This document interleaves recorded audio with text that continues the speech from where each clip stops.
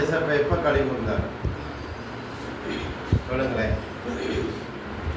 வேதம் சொல்றது இயேசுவோ ஆவியில கழிவு இருந்தார் அப்படின்னு வசனம் இருக்கா இல்லையா? எங்க இருக்கு? பைபிள்ல இருக்கு. ஆனா எத்தனாம் அதிகாரம் தெரியல. அப்படிதானே? லூக்கால நீங்க வாசிச்சா 10ஆம் அதிகாரத்துல சீஷர்கள் ஆவிகளை துரத்திட்டு வந்து சொல்லும் போது ஆண்டவர் ஆவியில கழிவு இருந்தார்.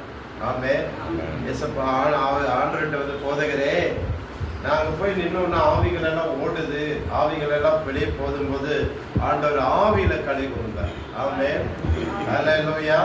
அப்ப நமக்கு எதிராக நிக்கிறது யாருன்னு கேட்டா மனுஷங்க கிடையாது. சரியா?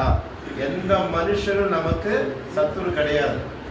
தெரிஞ்சவங்களானாலும் தெரியாதவங்களானாலும் கூட பிறந்தவங்களானாலும் உறவினர்களானாலும் அவங்க சத்துரு இல்லை. ஆனா அவங்கள நமக்கு சத்துருவாய் மாற்றுகிறது யாருன்னா சாத்தான் தான்.